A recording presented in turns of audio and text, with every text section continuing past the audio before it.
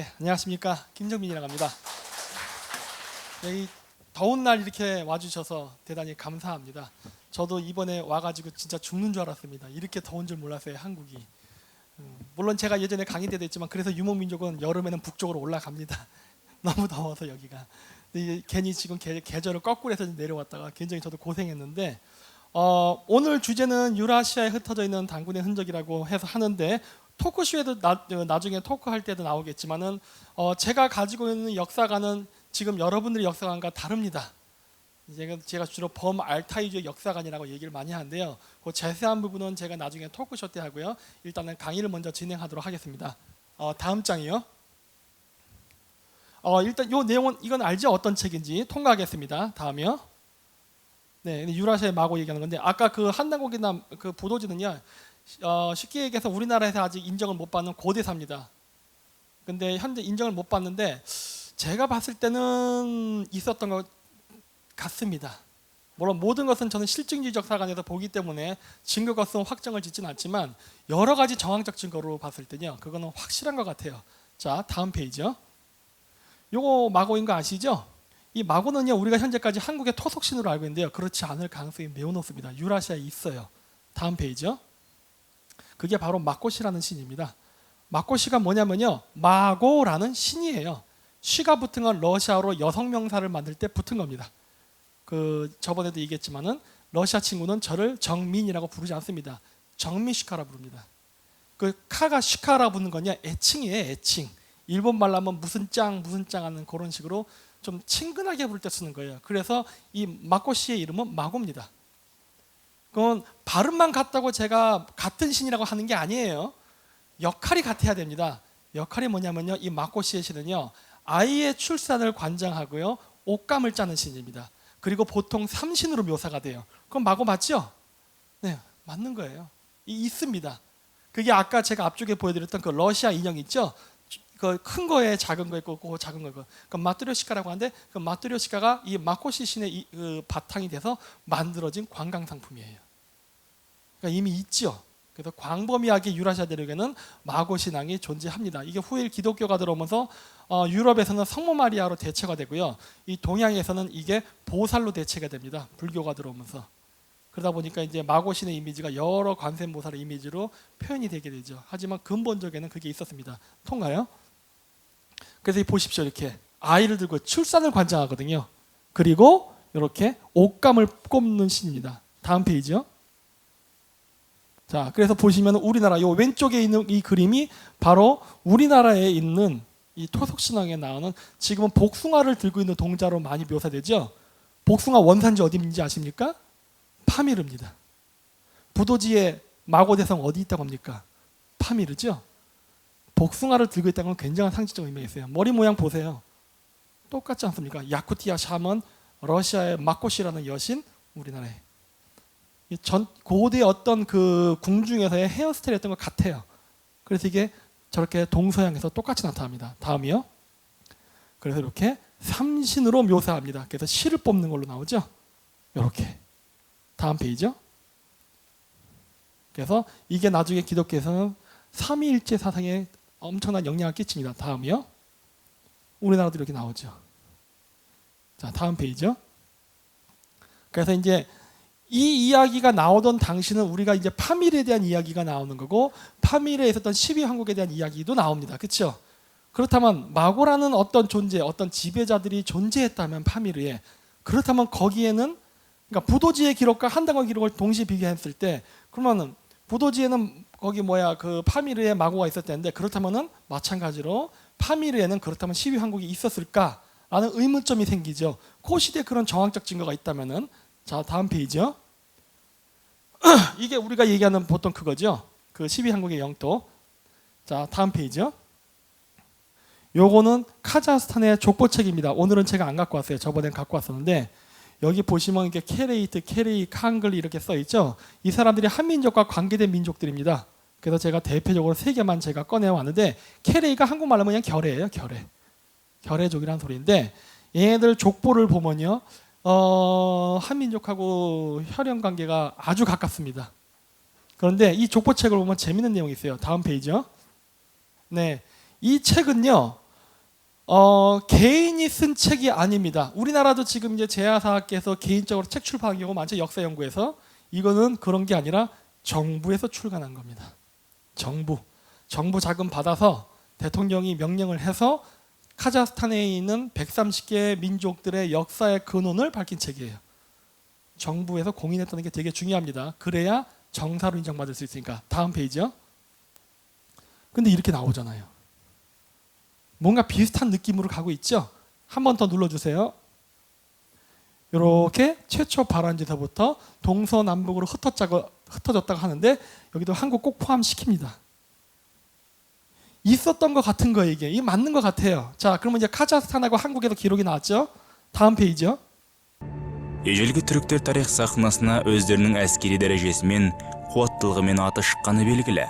Олардың Алтай тауында мекендеп, жу-жуларға алғашында бодан болып, одан кейін оларды күйретті жеңуден бастау алған нәтижелі жорықтар алып қағанат дәрежесіне дейін көтерілгені мәлім.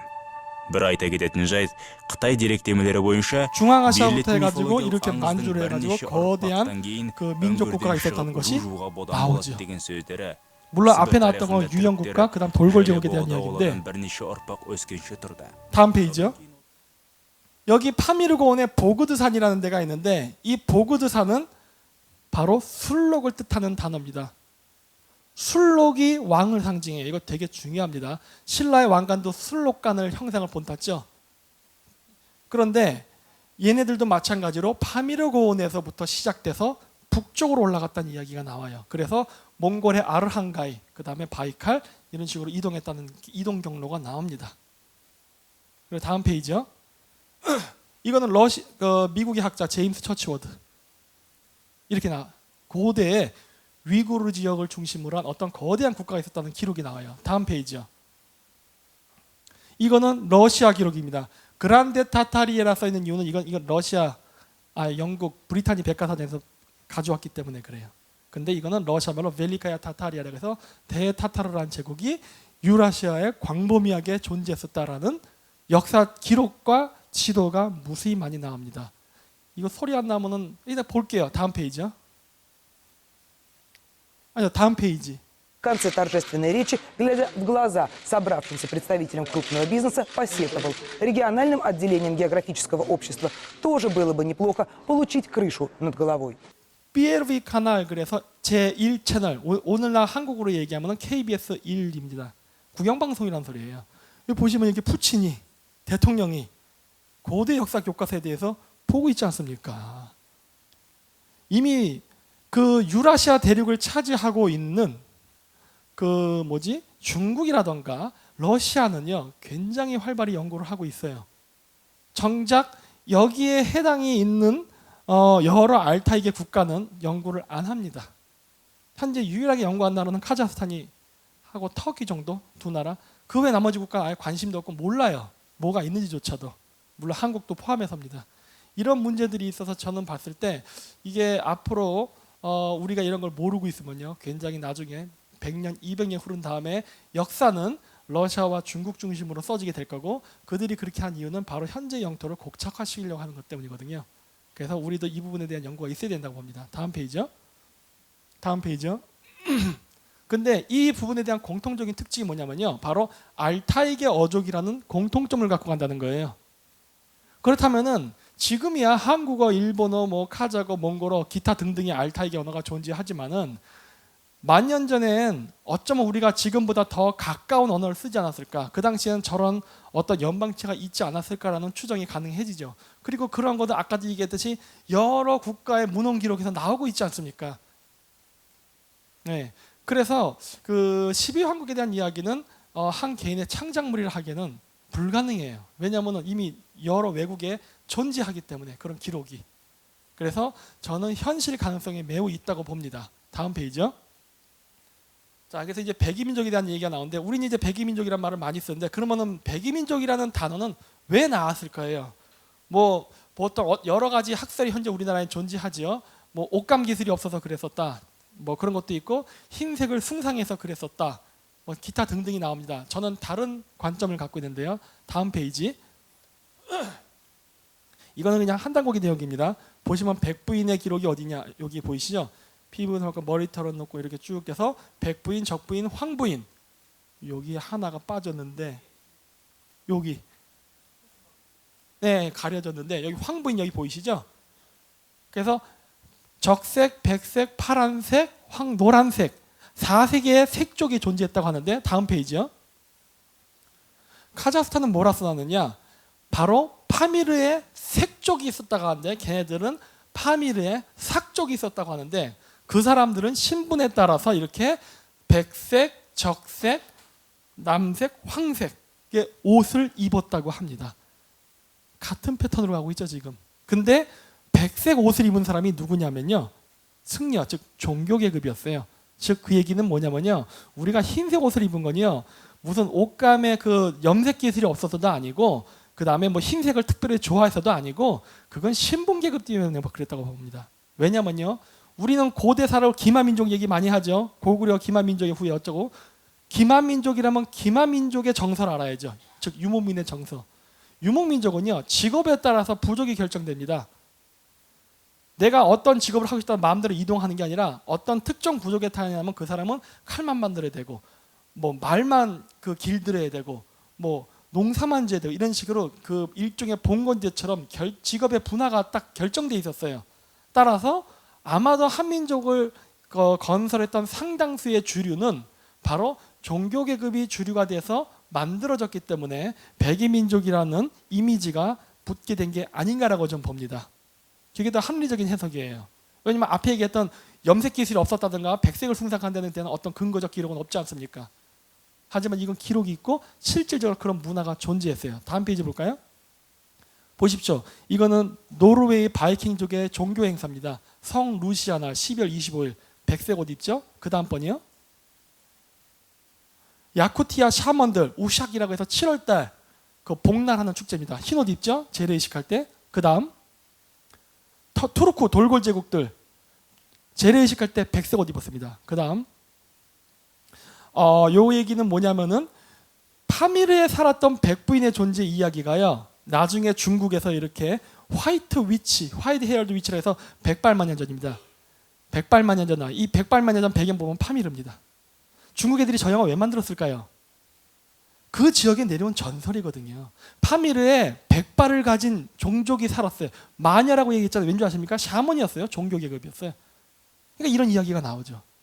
그 요즘 왕자 게임 여기도 보면은 100발의 여인이 나옵니다. 흰 피부에 보이시다시피. 왜 그래요? 그런 사람들이 있었어요, 진짜로.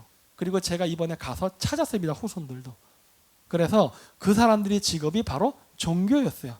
고대 샤머니즘의 제사장 역할을 했던 사람들인데 뭐 머리카락도 하얗고 피부도 하얗지만은 옷도 하얀색 옷을 입어 있습니다. 종교 계급이 하얀색 옷을 입은 이유는요, 우리가 갖고 있는 북극성 신앙 때문에 그렇습니다. 북극성은 하늘에 있는데 고대인들은 북극성에 돌아가는 방식을 은하수를 타고 올라간다고 봤어요. 그 은하수의 색깔이 백색 아닙니까? 그래서 백색 옷을 입죠. 왜냐? 나는 북극성, 하늘의 신과 지상의 인간을 연결하는 매개자라는 상징적 의미로 바로 백색 옷을 입죠.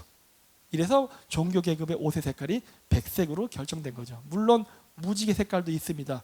무지개 색깔은 왜 입을까요? 그건 아까 얘기한 삼위일체 사상, 북극성, 해, 달, 이 삼신에 대한 숭배 사상이 있었기 때문에 태양을 가기 위해서는 무지개를 타고 올라간다고 봤어요. 그래서 그때에는 무당이 오방색 옷을 입죠. 마찬가지로 은하수와 같은 역할입니다. 지구 좁게는 태양일 때는 무지개, 넓게 우주에서 북극성일 때는 은하수. 근데 실질적으로 백색과 오방색은 종교랑 관계가 있죠? 네. 매개자라는 상징적 의미로 입은 거예요. 다음 페이지요.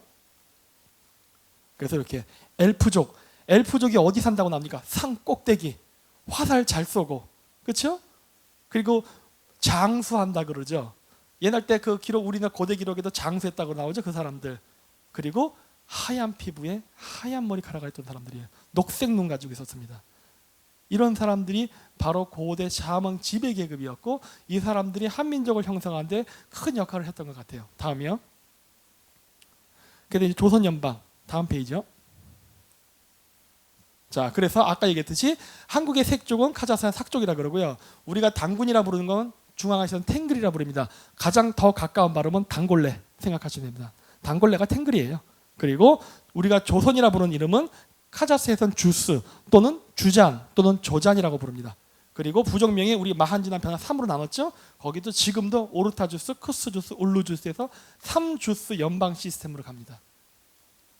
그래서 주잔이라는 단어는요, 우리가 오늘날 그 세계사에서 배울 때 유연이라는 이름이에요. 유연이라는 이름을 부를 때에는 우리는 유연이라 부르는데 중국에서는 로우란 부르고 카자흐스탄에서는 주잔이라 부릅니다. 발음의 규칙이에요. 우리는 한자를 중국하고 한민족, 일본인만 쓰는 줄 알지만 사실은 그거 유목민족 다 썼습니다. 몽골어, 카자흐, 투르크어 등등에서 한자의 발음은 무진장 많이 나와요. 왜냐? 샤먼들이 만들었던 글자가 한자였기 때문에 당연히 그 문자를 만든 사람의 언어 속에는 한자 단어가 있어야만 돼요. 우리는 보통 역사 얘기할 때 그러죠. 한자는 동이족이 만들었다 해서 그냥 한자는 한민족이 만들었다. 저는 동의 못합니다. 동이족은 한민족만을 얘기하는 게 아니에요. 한민족을 포함한 나머지 8개의 민족, 즉 9이족의 언어예요. 9이족은 한민족만 됩니까? 아니에요. 몽골족, 카자흐족, 투르크족, 일본, 기타 등등 모든 민족이 여기 다 포함되는 거예요. 오늘날은 세월이 흘러서 각각 분화돼서 각자의 민족이 됐지만 고대에는 한 울타리에 살았던 사람들이기 때문에, 그리고 그들의 언어에는 지금도 한자 발음의 영향이 많이 남아 있습니다. 그래서 유연이라는 나라는요, 건국자의 이름이요 모쿠리입니다. 모쿠리. 여기 나오는데 우꾸레 해서 나오는데 이게 모쿠리라는 가문의 출신이에요. 유연이. 근데 모쿠리는요 6세기에서 7세기에 만들어진 당나라의 범어잔명에 고구려를 부르던 명칭이 모쿠리입니다. 그렇다면은 유연의 건국자 모쿠리와 고구려의 모쿠리는요 어떤 관계가 있다고 봐야 돼요. 어떤 그 지역의 왕조의 그 친척끼리 어떻게 해서 새로 생긴 왕조가 됐다, 어떤 혈연 관계가 있을 가능성이 매우 높습니다. 근데 또 재밌는 거는 그 오르곤 언덕에 가면은 쿨투근의 비석이 있어요. 쿨투근의 비석에 뭐라 써 있냐면 처음에 시작할 때 항상 유목민족은 조상이 먼저 나옵니다. 나의 시조가 누구다 이런 거. 근데 보면은 나는 아시리안 모지리스 가문의 후손이다 이렇게 나와요. 아시리아는 아시아 나라에서 늑대를 상징하는 거고요. 모지리스는 모지리 가문을 얘기하는 거거든요. 모지리는 모쿠리의 투르크식 발음입니다. 기역의 지읒화 현상이에요. 그렇다면 이거 어떻게 되는 거예요? 막 연결돼 버리는 거예요. 근데 아시리안 모지리스 가문의 발원지는 파미르입니다. 이런 거를 봤을 때 우리는 지금 북방민족하고 굉장히 많은 부분이 연결이 돼 있어요. 다음 페이지요. 다음 페이지. 이미 나왔네요. 다음 페이지요. 그래서 지금도 카자흐스탄에서는 이런 식으로 동성동보는 결혼을 못하는 풍습이 있습니다. 본강과 성인 같으면 우리 8촌까지 결혼 못했다고 하죠. 거기는 7촌까지 못하게 해놨어요. 우리는 없어졌지만 거기는 지금도 유효합니다. 그리고 남녀 7세 부동석이라는 풍습 있죠. 그 유교 문화인 줄 알죠? 아닌 것 같아요. 제가 봤을 때 카자흐스탄도 7세까지만 남자 여자애를 같이 놓고 그때부터 분리해서 키웁니다. 유교 문화 아닌 것 같아요. 경로 사상 그것도 유교 문화 아닌 것 같아요. 왜냐면요 카자흐들이나 이런 중앙아시아 사람들, 몽골 사람들 포함해서 버스 타면요 할아버지나 할머니 타면은 자리 잘 양보합니다. 그리고 부모님하고 같이 살고 그런 부모님 공양하는 문화가 있어요. 그거 중국에 있어요? 없지요. 우리나라에 있나요? 지금 많이 사라졌죠. 우린 그걸 유교 문화라고 생각했는데 그럼 유교랑 전혀 상관없는 북방민족은 왜 하는 거예요? 이거 유교 문화 아닌 것 같아요. 제가 봤을 때 이미 그 이전부터 했었던 북방민족의 오랜 풍습인 것 같습니다. 다음이요. 그리고 여기 보면은 북방민족들 이렇게 쭉 이게 족보예요. 부족들이 어떻게 분화가 됐냐 나오는데 여기 보면 케레이가 잘 안 나오네. 요렇게 있습니다. 그 위에 그타이가 있어요. 이 그타이를 지금은 기타이츠 그래서 중국이라 그랬는데 말도 안 되는 소리입니다. 중국은요 기타이츠가 아니에요. 왜냐 기타이츠는 거란족을 뜻하기 때문에. 거란족하고 우리도 혈연 관계가 있거든요. 족보상으로 이렇게 나타나지 않습니까? 근데 오늘날은 국제적으로 중국을 얘기할 땐 그타이라고 해가지고 이제는 중국으로 오해가 되고 있어요.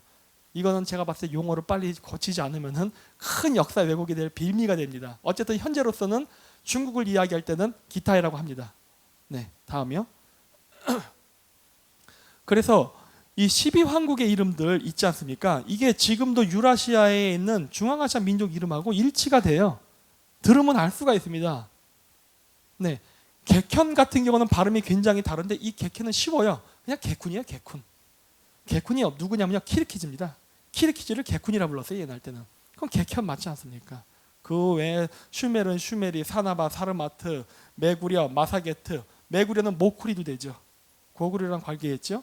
그 외에 뭐 여기 보면은 일한국. 근데 일은 이거 몽골어냐? 거대한 대한국이란 소리예요. 일한국. 다 해석이 가능해요. 전부 다. 그렇다면은 저거를 쓴 사람은 어떻게 저걸 알았을까요? 그 당시에. 여러분들 지금도 카자흐스탄 모르지 않습니까? 아까도 저희 선생님께서 소개해 주실 때 결국 제가 카자흐스탄에 왔는데 카자흐스탄 이름은 한 번도 안 나오시더라고요. 몽골, 우즈베키스탄 하는데 왜 그렇습니까? 우리가 몰라요. 중앙아시아에 대해서 지금도. 그 정도로 우리 모릅니다. 그럼 그 당시 그분은 어떻게 이거 어떻게 썼을까요? 이거 베끼기 정말 어려운 거예요. 지금이야 인터넷을 보고 어느 정도 알지만 그 당시에는 그런 것조차 없었고 가난했지 않습니까? 우리나라가 또 식민지를 당했고 어떻게 저런 이름까지도 정확하게 그걸 알아낼 수 있었을까요? 그거는 뭔가 원전에서 뭘 보고 베꼈거나 물론 역사는 필사보니까 베끼죠. 어떤 정보나 그러한 거를 알고 있었다고밖에 볼 수가 없는 거예요. 네. 다음 페이지요. 그래서 우리가 단군이라 부르는 이름조차도 우리는 그걸 우리 민족의 어떤 시조로 보지만 한민족만의 시조는 아닌 것 같아요. 왜냐? 파생어가 너무 많거든요. 무진장 많아요. 네. 만년이라는 세월이 흘렀기 때문에 단어가 조금씩 변해서 그렇지 결국 알고 보면 하나입니다. 그냥. 따라서 이런 것도 마찬가지로 그 우리나라가 봤을 때 단군이라든가 단군조선은 한국인의 역사는 아니다라고 생각합니다. 그렇지만 여기서 제가 꼭 짚고 넘어가는 거는 제가 이렇게 얘기하면 나중에 어떤 일이 발생하냐면요. 유라시아의 모든 국가는 고조선의 휘의 지배 아래에 있었다라는 식으로 나갑니다. 단군이 지배했다. 저 반대합니다. 그렇지 않아요. 여러분들이 생각하는 건 농경민족적 역사가 아닙니다. 농경민족은 영토를 소유해야 되고 1인 독재 체제로 해서 황제를 중심으로 한 봉건 시스템을 만들려고 해요. 하지만 기만민족의 문화는요. 연방체계고요. 왕과 백성의 간격이 매우 좁습니다. 자, 나갈게요. 뭐냐? 유목민족에게는요. 땅의 소유의 개념은 없어요. 이동을 하기 때문에 봉건 문화, 상하 계열, 적통, 장자, 혈통 이거는 전부 농경민족의 문화입니다. 한 지역에 오래 살면서 자기들끼리 결혼하면서 그런 계열이 생기고 서열이 생기는 거예요. 유목민은 그게 안 생깁니다. 왜 안 생기는 줄 아십니까? 농경민족과 기만민족의 바로 가장 기본적인 문제인 경제수단이 달라서 그래요. 유목민족은 뭐 먹습니까? 고기 먹고 농경민족은 쌀을 먹어요. 물론 유목민족 고기 먹는다고 해서 농사 안 짓는 줄 아시는데 밀농사 짓습니다. 반농 반목이에요. 내가 얘기한 농경민족은 쌀을 먹는 사람들을 얘기하는 거예요. 농사를 짓게 되면 어떤 문제가 발생하냐면요. 독재가 발생합니다. 왜 그런지 아십니까? 땅에서 못 벗어나잖아요, 국민들이. 그래서 가을에 군대를 딱 보내갖고 세금을 거두면 꼼짝없이 뺏겨요. 그러다 보니까 어떻게 합니까? 내가 독재를 마음대로 해도 됩니다. 내가 자식에게 권력을 물려줘도요. 찍소리도 못해요, 국민들은. 말 안 들으면 때려서 죽여버리면 돼. 어차피 그 땅을 못 벗어나니까. 거기서 먹을 게 나니까. 그런데 유목사회는 어떻습니까? 음식이 가축이에요. 내가 독재를 하려고 그러잖아요. 가축 갖고 떠나버립니다. 그냥. 아이 더러워 진짜. 옆 동네로 갈래 하고 가버려요. 저쪽 지배자가 훨씬 착하다더라. 나도 글로 갈래 하고 다 떠나버려요. 그래서 독재를 할 수가 없어요. 그러니까 어떻게 됩니까? 내가 왕이면 유목민족에 어떤 전쟁을 하거나 할 때는요. 꼭 회의를 해야 돼요. 야, 내가 이번에 저쪽에 좀 영토를 좀 확보 좀 해야겠는데 너희들이 좀 도와줬으면 한다. A 부족, B 부족 있으면 부족장들 모아놓고 이번에 내가 전쟁에 이기면은 너한테는 뭘 주고 너한테는 뭘 주고 이렇게 할게. 이런 식으로 회의를 해야만 돼요. 그래서 그게 통과가 돼야만 군대를 모을 수 있고 전쟁을 할 수 있는 거예요. 그리고 전쟁 이겼다 이거 다 내 거 이렇게 못합니다. 약속을 했기 때문에 반드시 나눠줘야 돼요. 이게 바로 유목민이에요. 그래서 유목민이 이미 고대부터 민주주의 시스템을 만들었어요. 그래서 어떻게 됩니까? 고대 사회에서 우리가 그 얘기하는 고조선 사회에서 우리가 소위 얘기하는 고대 국가로 발전할 때 보통 뭐라고 배워요? 불교의 그 국교화, 장자계승, 율령반포라는 걸 하죠. 이거 하면 고대 국가라 얘기하죠. 이거 현대적 의미로 바꿔보면 뭐가 되는지 아십니까? 바로 독재, 즉 장자계승, 그리고 율령반포 법으로 합법화시키고 불교 국교화, 그거를 종교적으로 승인받은 거예요. 왜냐? 샤먼들은 그거 반대했거든요. 안 된다예요. 누구 마음대로 당신 아들이 왕이 돼. 샤머니즘 세계에서는 그걸 인정하지 않았어요. 근데 오늘날 우리는 고대사를 바라볼 때 지금 어떻게 얘기하고 있죠? 바로 그렇게 해석하고 있지 않습니까? 그거는 유목민족의 정서가 아니에요. 더구나 유목민은요, 막내상속입니다. 장자계승이 아니에요. 그거는 농경민족적 사고방식이에요. 그래서 정말 우리가 장자로 적통을 계승할 수 있습니까? 유목민 정서에서는 아니에요. 기만민족은 그런 적 없습니다. 이게 굉장히 저와 다른 부분의 이 고대사의 해석에서 큰 차이점이 나는 부분입니다. 이게 결코 근데 우리한테 불리하지 않아요. 그건 제가 나중에 토크쇼 때 얘기할 겁니다. 다음 페이지요. 다음이요. 네. 그래서 하늘을 보면요, 북극성을 중심으로 별이 반시계 방향으로 돕니다. 이 반시계 방향으로 도는 원리를 이용해서 만든 게 유목국가의 통치 시스템이에요. 아까 유목민족도 이동한다고 했죠? 바로 황도, 즉 왕이 사는 중심을 종교 중심지를 중심으로 해서 모든 유목민족들이 이게 반시 방향으로 유목을 하면서 돌아요. 왜 도느냐? 간단합니다. 유라시아가요, 보면은 사막도 있고 산도 있고 초원도 있고 기타 등등의 여러 지형이 존재해요. 그래서 유목하기 좋은 땅과 나쁜 땅이 여러 군데 존재합니다. 그래서 어떤 특정 부족을 사막에다가 계속 살게 하면요, 불만을 하게 되고 결국 전쟁을 하게 됩니다. 그러니까 어떻게 해야 돼요? 돌려야 되는 거예요. 힘든 때 있던 사람들은 살기 좋은데, 살기 좋은데 있던 애들은 힘든 대로. 이게 돌려줘야 불만이 안 생길 거 아니에요. 이게 바로 유목민족의 통치 시스템이에요. 그래서 어디 이 영토의 개념이 있습니까? 그 지역을 공유하는 거예요. 공유. 여기까지 내 땅, 이거 없어요. 유목민한테는. 그건 농사꾼들의 사고방식입니다. 이건 내가 농사해야지 되는 내 땅. 유목민은 그런 생각 없어요. 그래서 아메리칸 인디안들이 미국 애들한테 다 죽어버린 겁니다. 왜냐? 아메리칸 인디안은 그런 생각이 없었거든요. 땅을 갖겠대. 땅을 어떻게 가져? 이렇게 생각한 거예요. 불가능하지. 공유니까. 지금 제가 이 강의를 하게 되면 많은 분들은, 어떤 분들은 이 강의의 내용을 빌려서 유라시아까지 한국의 땅이었다라고 거를 붙이시려는 분이 있을지 모르지만 전 지금 반대입니다. 왜냐? 공유했었기 때문에. 한국인도 그 땅에서 공유했던 거고, 몽골인도 그 땅에서 공유했던 거고, 다 공유했던 거예요. 그런 공유했던 시스템을 바로 조선 연방이라고 불렀다고 좀 보는 거예요. 왜냐? 조선이라는 명칭이 이렇게 쫙 전 세계에서 다 나타나지 않습니까? 왜 그럴까예요? 왜 그럴까? 고대로부터 근세까지 계속 주기적으로 나타나요. 근데 이 조선이라는 이름을 썼을 때 그 국가의 특징은 뭡니까? 기마민족, 알타이계 언어를 썼고 국가 3분할 통치의 연방 시스템을 가진 다민족 국가였어요.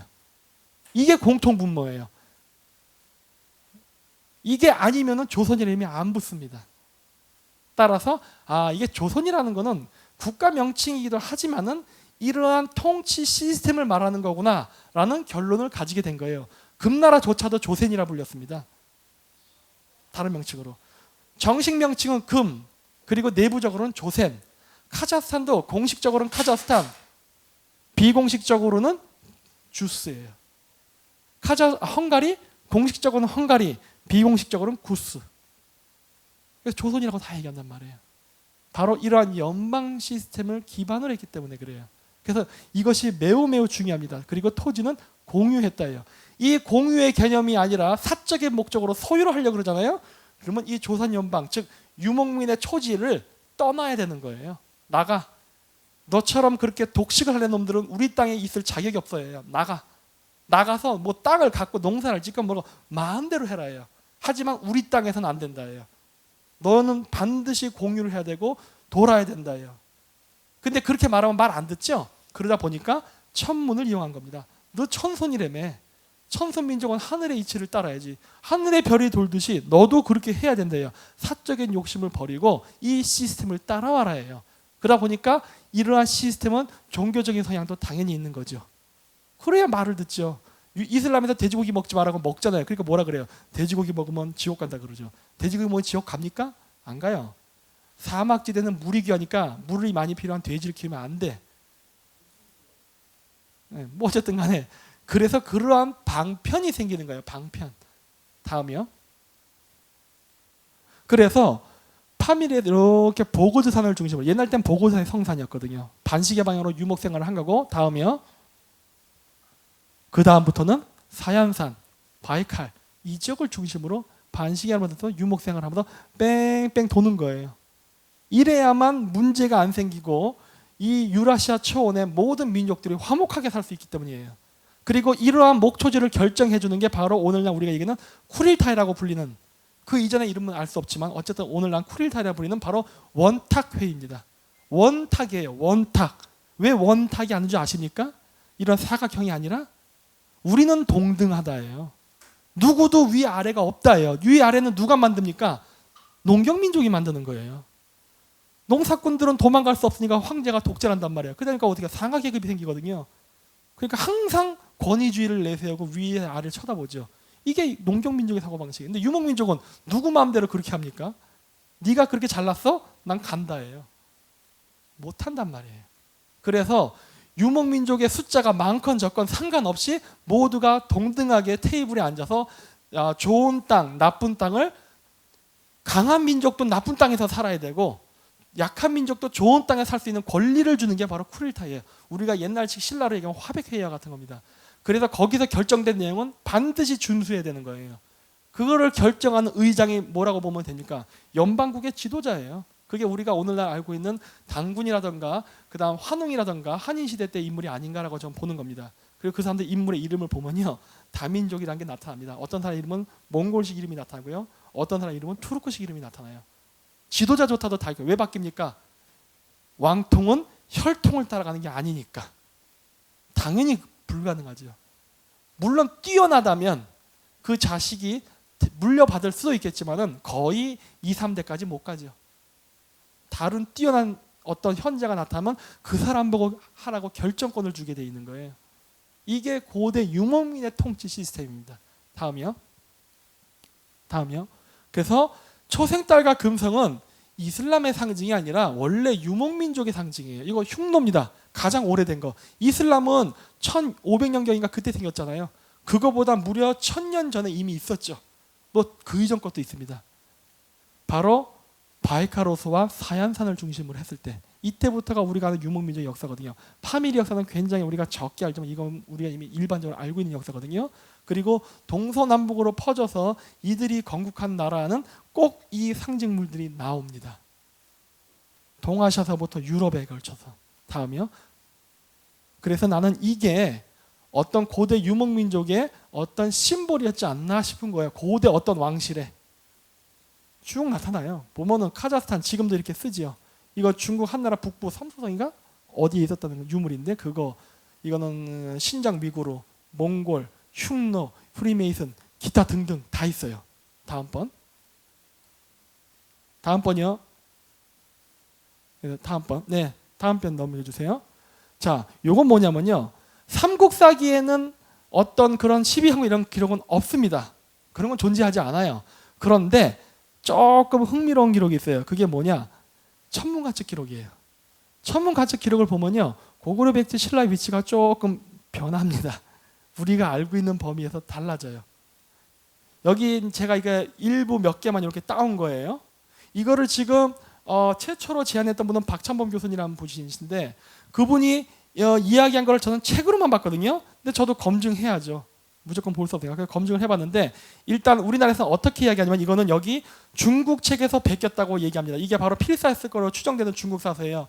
한서, 뭐 선제 때, 뭐 후한서. 그러니까 한나라 책 베꼈다예요. 천문관측 기록을. 중국 땅에서 나오는 이유는 중국 책을 베꼈기 때문이다라고 생각을 해요. 일단 저는 그걸 받겠습니다. 오케이, 인정.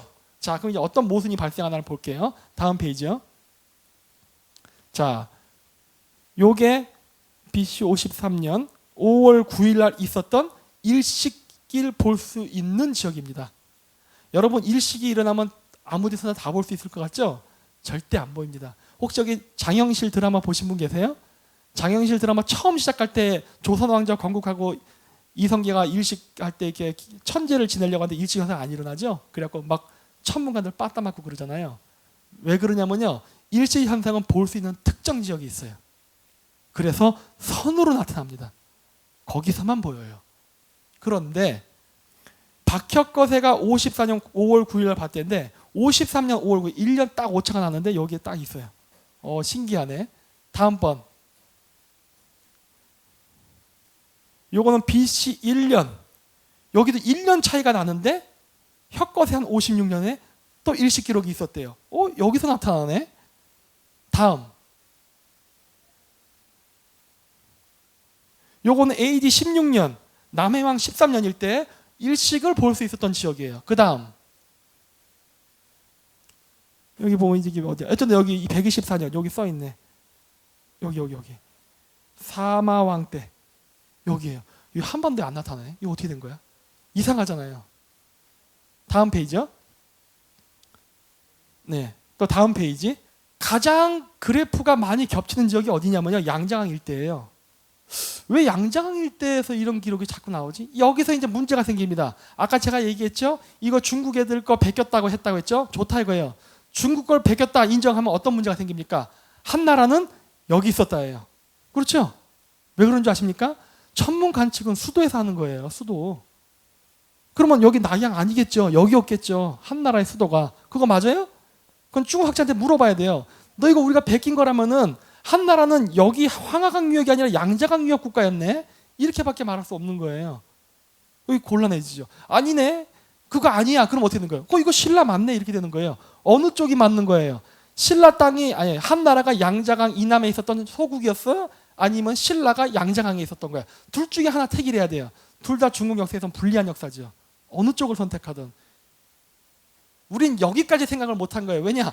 천문대가 왕궁 옆에 있다는 걸 왜 생각 못합니까? 지금 세계 표준 시간은 어디를 기준으로 합니까? 그린위치 천문대 어디 있는지 아세요? 런던 어디에 있어요? 버킹엄 궁전 옆에 있어요. 너무 간단한 사실입니다. 너무 간단하죠. 천문대는 꼭 궁전 옆에 있어요. 왠지 아십니까? 옛날 때는 전 보고 전쟁했잖아요. 뭐든지 중요한 일. 우리도 이사 갈 때 전 보고, 결혼할 때 궁합 보잖아요. 그거 왜 그래요? 옛날 때부터 그 샤머니 전통 풍습이 남아서 어떤 좋은 날을 선택하기 위해서 하는 거예요. 전쟁할 때도 이겨야 되니까. 그러면 항상 어떻게 합니까? 옆에다가 샤먼, 천문관을 놓고 야 이번에 우리가 전쟁을 했는데 이길까 질까? 그건 잠깐 기다려 보십시오 하고 하늘 별 보고 이번에 하면 질 것 같으니까 내년에 합시다 이런 식으로 얘기를 했단 말이에요. 그래서 천문관은 항상 왕 옆에 있었고 천문관이 왕 옆에 있으면 천문대가 그 옆에 있어야 돼요. 왜냐 옛날 때 인터넷이 없으니까 빨리빨리 보고를 해야 되잖아요. 그랬던 거예요. 그렇다면은 삼국사기도 굉장히 중요한 정보를 지금 주고 있는 거예요. 우리한테는 가치가 있습니다. 다음 페이지요. 요거 여러분들 그냥 가서 보십시오. 나사 이클립스 웹사이트 그냥 가서 보시면 다 나와요. 아무나 가서 보도 되면 미국 애들이 만든 프로그램이에요. 그럼 미국 애들은 한국의 삼국사기를 대륙에 있었다는 걸 증명하기 위해서 만든 걸까요? 아니잖아요. 이건 과학자들이 만든 거예요. 다음 페이지요. 이런 식으로. 요건 내가 박혁거세 거만 딱 일부러 시범 케이스를 한 건데 전 세계에서 일식 월식을 볼 수 있는 걸 다 보여줍니다. 6,000년의 기록이 거기 다 나와요. 이제는 뻥을 칠 수가 없어요. 옛날 때 역사 전쟁을 해서 한 나라를 점령하면 막 불태우고 막 해서 역사책을 설마 천문 기록을 발목을 잡을 줄 몰랐겠죠. 설마 수도의 위치를 이름을 바꾸고 이런 걸 다 조작할 수는 있지만 천문대까지는 생각 못했겠죠. 오늘날 과학이 발전해서 이런 것까지 이제 찾아낼 수가 있어요. 그래서 고구려 백제 신라는 대륙에 있었을 가능성이 매우 높아요. 통일 신라도 대륙에 있었습니다. 이 기록에 의하면 이후에 통일 신라가 한반도로 넘어와요. 다음이요. 그래서 다음이요. 네, 다음. 네, 이 지역에서 집중적으로 나오는데 희한하게 이 지역은 신라방 신라소가 있었던 지역이에요. 우연의 일치일까요? 그냥 저기는 신라인들이 많이 사니까 그냥 천문대를 그냥 세웠을까요? 말도 안 되는 소리죠. 천문대를 누구 맘대로 세웁니까? 천문은 왕만 볼 수 있는 거예요. 옛날 때. 왠지 아십니까? 누가 천문을 보고 야 왕의 기운이 세했다. 구태타 일으키자. 이런 말을 하면 큰일 나잖아요. 그래서 천문 관측 기록은 오직 왕들, 지배계급의 독점 소유물입니다. 근데 신라에서 신라 교민들이 갔다고 천문 관측대를 세워요? 이런 말도 안 되는. 그래서 제가 얘기했지 않습니까? 고대 유목민족의 삶을 이해해야 된다고. 삶을 이해하지 못한 상태에서 농사꾼의 마음으로 유목민족의 역사를 봤다가는 완전히 이상한 쪽으로 갑니다. 절대 그렇지 않아요. 지배계급만 봤던 거예요. 따라서 신라의 수도의 위치는 양자강 어딘가에 있었던 거예요. 초기에는. 네, 다음이요. 그게 87년 이후 기록부터는 한반도로 넘어옵니다. 아, 천문대가 넘어왔다는 건 뭘 의미합니까? 수도가 이전된 거예요. 네, 그렇게밖에 볼 수가 없어요. 다음이요. 근데 이게 중요합니다. 그 당시에 그 동아시아 상황을 보면요, 이 당시에 이정기의 난, 안사의 난, 그 다음에 우리 그 바레요민이 세운 그렇죠, 이정기구나, 이미 얘기했네. 그리고 신라 천문대가 그때 한반도로 이동하고 이 당시에 풍수지리, 미륵사상 이런 것들이 막 일어나요. 왜 그랬을까요? 왜 그랬을까? 다음 페이지요. 다음 페이지. 자, 이렇게 나옵니다. 보이세요? 북극성을 중심으로 해서, 북극성은 26,000년 주기로 별자리가 이동을 하는데, 북극성이 이동하면 왕의 기운이 쇠하고 국가가 망한다는 생각이 됐어요. 뭐 이거 새로운 생각 아니죠? 옛날 때 그런 얘기 많이 했어요. 별자리 이동하면 새로운 왕조가 생겨야 된다, 이런 거. 중원이라고 하지요. 왜냐, 이렇게 돌거든요. 이렇게 AD 780년 기점으로 해서, 다시 뒤로 돌려보실래요? 뒤로. AD 787년이 언제냐면요, 용자리랑 이렇게 보세요. 가운데 중심으로 해서, 지금은 북두칠성이 어디에 있죠? 북극성이 작은 곰자리에 있죠? 작은 곰자리랑 용자리랑 겹치던 시점이 언제인 줄 아십니까? BC 2300년경입니다. 그때 우리나라에 어떤 사건이 있었어요? 고조선 건국이 있었죠. 북극성의 기운이 이동함과 동시에 고조선이 탄생했어요. 마찬가지로 별자리 따라서 왕조가 변하는구나. 근데 787년은 어떤 의미를 갖느냐? 겹쳐서 계속 있다가 787년이 되면은 완전히 용자리랑 겹치지 않고 작은 곰자리로 딱 떨어져 나온 시기예요. 그때부터는 북극성은 그냥 작은 곰자리에 있습니다. 그때가 750년경이에요. 다시 앞으로 가보실래요? 한 번 더요. 요 시점이에요.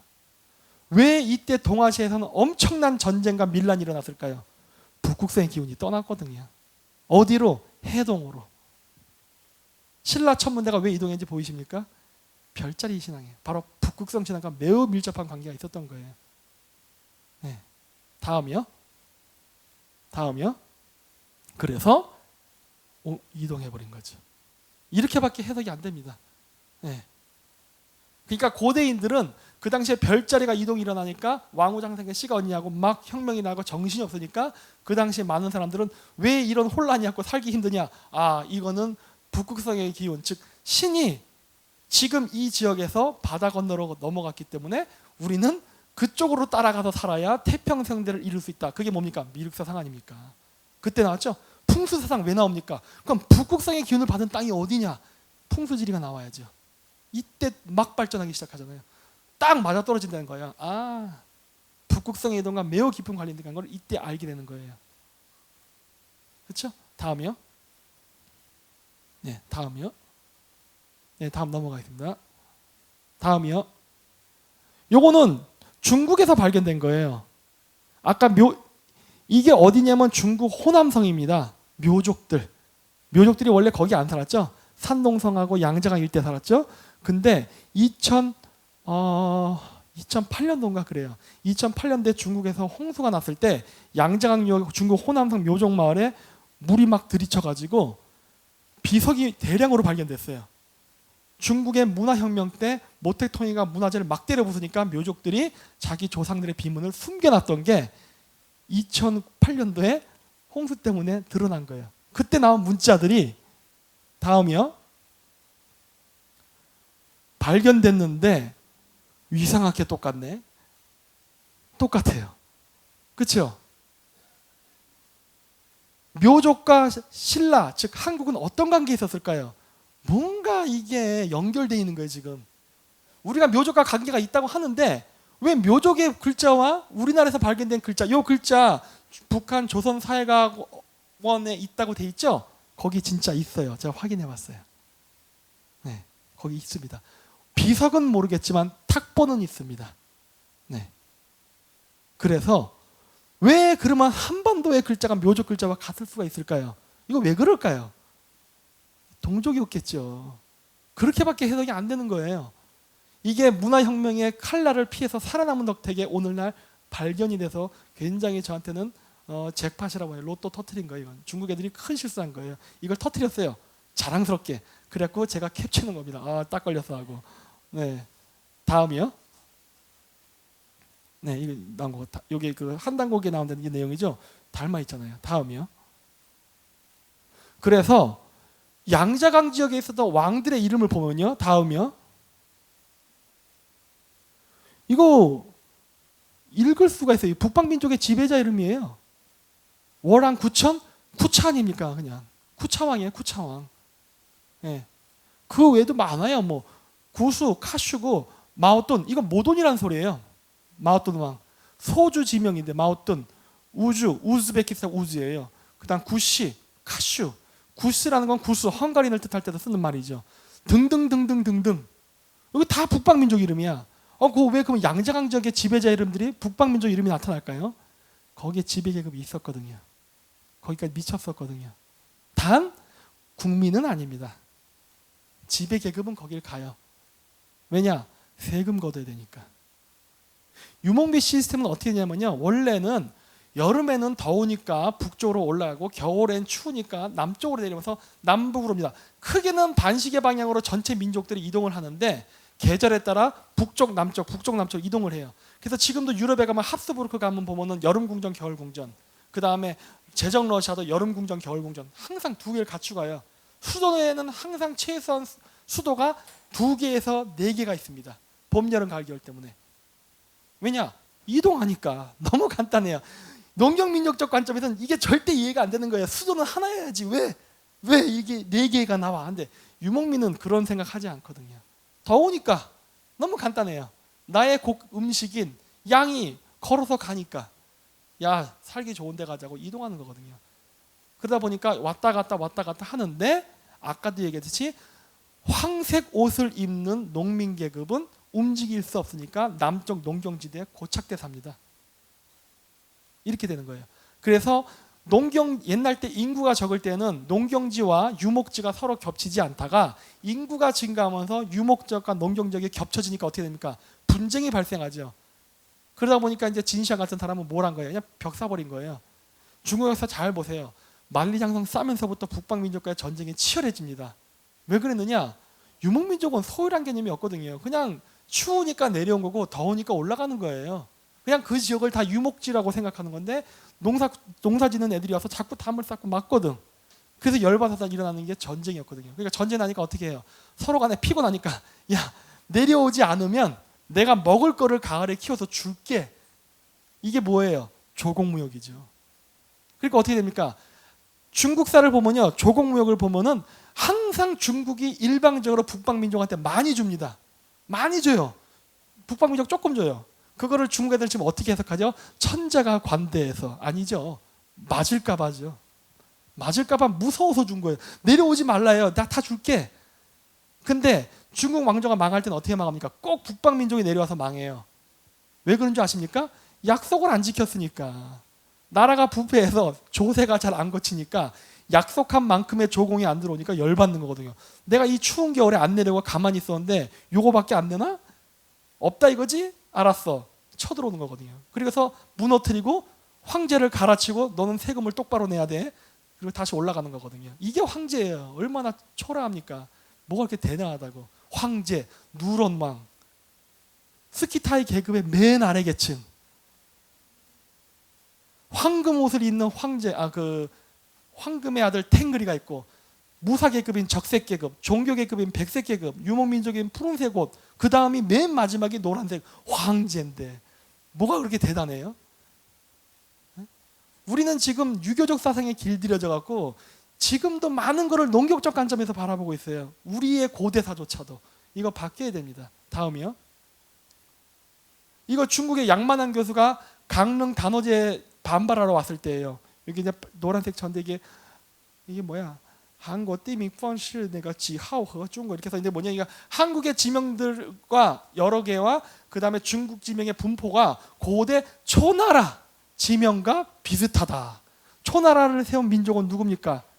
중국인? 그렇게 얘기하면 안 돼요. 민족으로 구별합시다. 묘족입니다. 왜 그러면 초나라 세운 묘족의 지명과 한반도의 한민족의 지명은 왜 같지요? 이동해 왔으니까. 그거를 증명하는 게 어디에 있습니까? 삼국사기, 천문가측기로 나와 있잖아요. 그렇죠? 삼국사기를 너무 평가절하하려 하지 마십시오. 삼국사기도 나름대로 중요한 기록이 많이 있습니다. 설마 천문기록이 응? 발목을 잡은 거 아니에요 지금. 중요한 거예요. 다음 페이지요. 그래서 이 치우제 묘족들도 하지 않습니까? 다음이요. 그래서 다음이요. 케레이족들을 아까 제가 족보책 얘기했죠. 케레이족들 뭐라 나오냐면 케레이라는 키레트에서 나왔다 그래요. 이거는 바로 백조, 하얀 백조인데 여기서는 까마귀로 변한다라고 나와요. 여기서도 여러분들이 또 착각한 게 뭐냐면요. 백조가 까마귀가 된 데가 이상하게 생각하죠. 그런 개념이 아니. 우리가 왜 이걸 이상하게 생각하냐면 여러분들 마음속에는 우리 고대사를 파괴하는데 개신교의 영향이 있다고 하지만 거기에 물들어 있습니다. 선악 개념이 있어요. 백색 샤먼은 좋은 거, 흑색 샤먼은 나쁜 거. 샤머니즘에 성각이 없거든요. 겨울은 나쁘고 여름은 좋습니까? 자연에 성각이 있나요? 그냥 그 자연일 뿐인데 우리의 주관의 마음이죠. 그 백색 새, 백조라는 건요 순수한 새를 상징하고요. 검은색 새는요 희생을 상징합니다. 왜냐? 고대인들은 태양이 떠오르려면은 새가 그 속에 들어가서 날개짓을 해야 태양이 뜬다고 봤어요. 그래서 백조가 태양 속에 들어가서 하늘에 태양을 띄워서 우리를 따뜻하게 해주기 위해서 자기 몸을 태웠기 때문에 까마귀 됐다 보거든요. 그래서 백조 이코로 까마귀입니다. 동물학적 개념으로 보지 마세요. 그들의 고대인의 개념이 그랬다는 거예요. 그래서 백색은 순수, 검정색은 자기 희생이에요. 천사, 악마 그런 거 아닙니다. 이게 지금 우리 마음속에 깊숙이 박혀있는 세뇌예요. 그래서 나오는데 재밌는 거는 케레이란 이름은 여기 보시다시피 케리예라고 해서 나왔다고 하는데 중국에 있는 이 케레이족들을 뭐라 부르냐면 여기 컬리에라 부릅니다. 컬리에. 그래서 근데 러시아인들, 한국인들을 뭐라 부릅니까? 까리에치예요. 까리에, 컬리에, 케리에 다 같죠. 동족이에요. 그리고 케레이 족보에 보면 우리는 9세기에 만주에 살다가 요 나라의 침략으로 멸망당해서 9세기에서 10세기에 몽골촌에 살다가 징기스칸을 케레이의 온칸이 키워주잖아요. 그래서 케레이족들이 징기스칸의 서방 원정 때 카자흐스탄을 가게 돼서 오늘날 케레이족으로 남았다라고 써 있어요. 너무나 명확하게 써 있잖아요. 이거는 아예 책에 써 있기 때문에 그냥 케레이는 그냥 고려예요, 고려. 발해 유민이라고밖에 볼 수가 없어요. 그런 기록들이 나옵니다. 다음이요. 이게 바로 그 기록이에요. 케레이족들의 항쟁 시기와 발해 유민의 항쟁 시기는요, 되게 비슷해요. 비슷한 시기에 만주에서 요 나라를 상대로 독립운동을 했던 발해 유민과 케레이는 어떤 관계일까요? 동족이에요, 동족. 물론 여기서 동족이라고 하지만은 딱 한민족을 얘기하지는 않습니다. 왜냐? 유목민은 다민족 공동체였기 때문에. 물론 우리가 한민족도 있고 발해 국민 안에는 몽골계 사람도 있었을 테고 여진족도 있었고 여러 사람들이 있었을 거예요. 하지만 발해라는 정치 공동체 속에 발해 국민이라는 의식을 갖고 살았던 사람들이 요 나라에 정확한 거죠. 근데 안 되니까 떠나버린 거예요. 왜냐? 유목민족은 기동성이 있거든요. 싫으면 관도거든요. 떠나자. 그래서 만주 초원을 포기하고 몽골 초원으로 이동한 거예요. 다음이요. 이렇게 케레이랑 관련된 이 명칭들이 한국, 카자흐스탄, 불가리아, 러시아, 몽골, 이스라엘 등등 다 나와요. 우린 이동했기 때문에. 다음이요. 여기 나오고 다음이요. 다 나오죠. 다음이요. 이렇게 이동해왔다. 다음이요. 그래서 한국어 카자흐 다음이요. 이 한국어랑 카자흐가 비슷한 게 되게 많이 나옵니다. 한자조차도 많이 나와요. 쿠는요 곤이란 소리거든요. 한자로 고기입니다. 닮아있죠. 평행할 때 평, 탱예요예요. 스주, 선이죠. 선 긋다예요. 위, 우르, 든, 믿을 신자니까 종교죠. 한자도 이렇게 비슷해요. 신, 진실, 진 이렇게 돼요. 아까 얘기했죠? 북방민족 샤먼들이 신탁을 하기 위해서 곽골 문자를 만들었다고. 당연히 그렇다면 알타이계 언어 속에는 한자 단어가 있어야 되는 거예요. 무진장 많아요. 제가 찾은 것만 1000개예요. 다음이요. 순수한 한국말이라 생각되는 것조차도 비슷합니다. 제일 재밌는 건 까탈이죠. 까탈이 카자가어에도 있다는 거. 의미는 그대로 까다로운입니다. 네. 뭐 무지장 많아요. 패스할게요. 다음이요. 근데 재밌는 거는 보십시오. 한민족의 언어가요. 농사랑 관련된 건요. 남방계 드라비어드랑 닮아 있고요. 유목과 관련된 건요. 북방민족의 단어를 닮아 있어요. 우리 짬뽕이에요. 네. 농경계 민족을 북방계 기만민족이 지배계급으로 지배했던 형태입니다. 중국하고 다르잖아요. 중국도 농경 한족들이 지배를 당했죠. 항상 기만민족이 우월하게 지배계급으로 있었어요. 왜냐? 싸움을 잘하니까. 말 타고 다니고. 그러다 보니까 이런 현상이 나타납니다. 다음이요. 다음이 그래서 고인돌도 북방계와 남방계가 한반도에서는 섞여요. 아, 이게 섞였구나 라는 걸 알 수가 있어요. 다음이요. DNA도 섞여 있어요. 바로 신라, 북방, 고구려 연결되어 있다는 게 보이죠? 한반도에서 다 만난 거예요. 다음이요. 네, 그래서 마치도록 하겠습니다.